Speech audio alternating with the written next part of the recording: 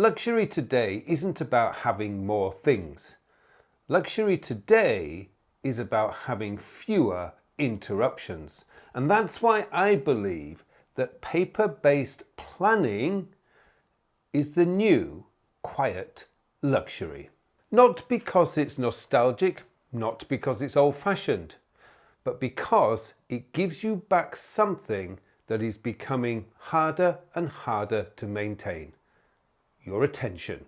When I sit down in the morning to write my journal, I have 10 to 20 minutes where there is no phones, no computers, no tablets, just me, a pen, and my journal. And I love to spend those 10 to 20 minutes thinking things through, writing down what I'm thinking. It's verbiage. It's just not actually comprehensible to many people, but it means something to me, and it's quiet, and I get the chance to just stop and enjoy the moment and write about what I'm thinking, what I'm feeling, how I think the day has gone yesterday, how I think the day will go today. I'm often wrong, but that doesn't matter, because two things are happening. The first, I am teaching my attention to stay focused on one thing for just 10 to 20 minutes. And I am learning how to write again.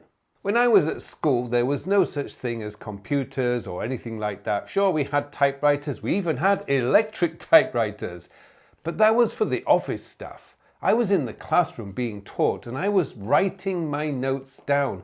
I had to submit essays in handwritten form, and that way meant that I was able to think in complete sentences and construct paragraphs by just using my hands and my brain, and that connection between the two enabled me to think things through slowly and intentionally. Today with computers, it's tap, tap, tap, tap, tap, tap, tap. We're not thinking in sentences anymore. We're thinking in words. And when we get stuck, what do? We go to ChatGPT or Claude or Gemini and ask that a question, and then we get the answers, which is superb. I mean, that's the wonders of modern technology. But what is it doing to your brain? And what is it doing to your ability to actually think for yourself? Now, in many ways, I feel that productivity has gone down the wrong road. It's gone down the road of automation. It's gone down the road of faster and faster apps with more and more features, with AI coming in, and basically we're trying to connect things together so it does our work for us, so we don't have to think. And yet, what makes you human, what makes you a human being, a person, is your ability to think. That, to me, is a bit of a problem, because when it comes to time management, when it comes to productivity, the one thing that is really important is that you retain agency over what you do and when you do it. That was the whole point of knowledge work. It wasn't that an automated system, an agentic AI system will plot out your calendar, produce you a to-do list, and then tell you, do this. That's stuff from the Matrix, and people don't seem to realize that. What you're looking for is, by all means, use automation to do some of the more low-value admin tasks, to organize all your receipts so that you can put it together in a spreadsheet. That is superb for doing expenses. Expenses don't move your life further forward. Well, it does help your bank account. But when it comes to deciding what you're going to do today, and what you're going to do this week, and how you're going to do it, that should remain your choice, your decision. And what has all this technology done for our productivity anyway? What it's done is it's made us more stressed, more overwhelmed, and more people are becoming burnt out. Burnt out is a modern phenomenon. You never heard of that in the 1950s or 60s or 70s. It's a new thing, and technologies here are supposed to remove all that, to make our lives easier, to give us time back. Has it? Absolutely not. It's stolen more and more of our time. It's taken the office away from the office and put it into our pockets, so that now we walk around at weekends with our office in our pocket. Our bosses, our customers, our clients can call us anytime they like, 24/7. And let's be honest, many of us cannot resist not answering or even just looking at that email we got, or that message we got, or that Teams message we got, because that's the addictive nature of the technology that we're using today. Now, don't get me wrong, I don't have a hate on technology. I love my technology. I have an iPad, I have a laptop, I have the latest iPhone. I love my digital tools, but they have their place.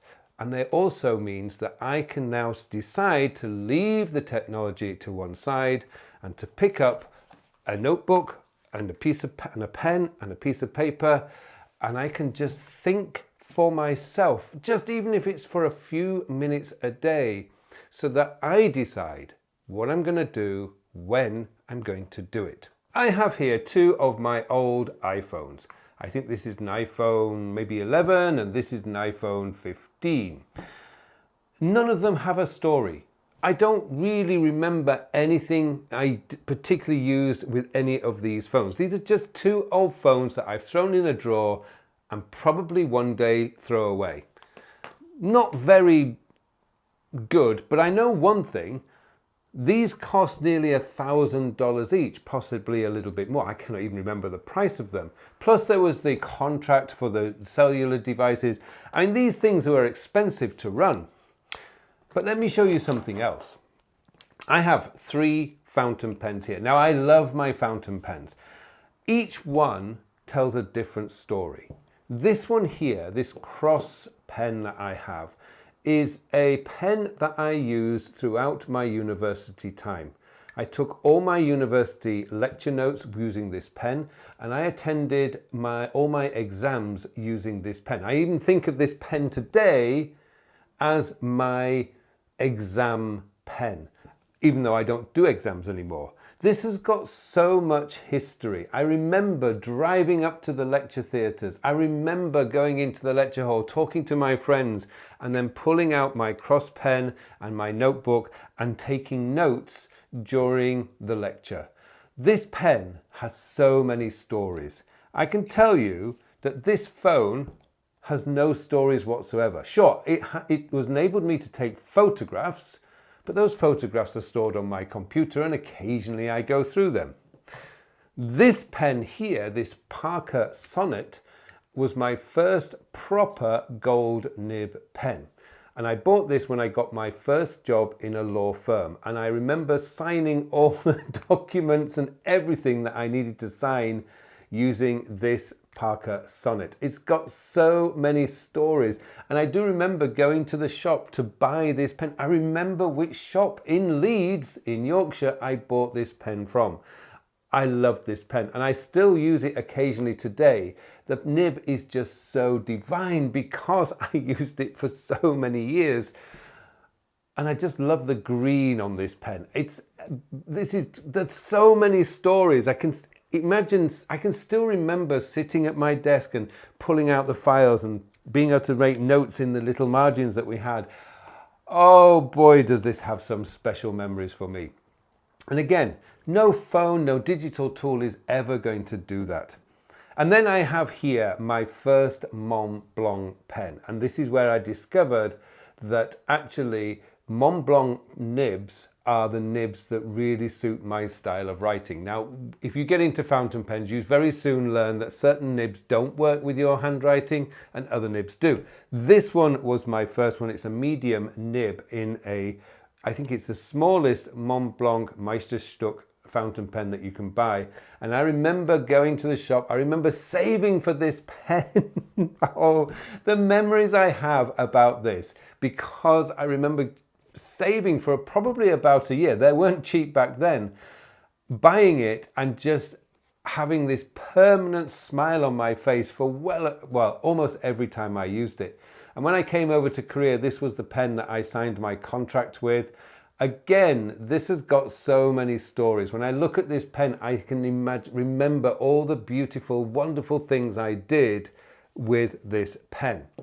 None of my cell phones, none of my laptops, none of my tablets ever come close to having that kind of nostalgia, that kind of stories behind them. This is why these pens will never get thrown away. I take care of these pens and I keep them in a very, very safe place in a locked drawer because to me, sentimentally, they are so valuable. In the past, luxury meant bigger, faster, more expensive, but today that has changed. Today it's about simplicity. It's about being calm. It's about time, having time to do the things that you want to do. It's quiet lounges in hotels. It's quiet little coffee shops where you can just sit with a notebook and write out the things that you want to do, to plan out your day, to plan out your week. That's what luxury is today because so few people have it.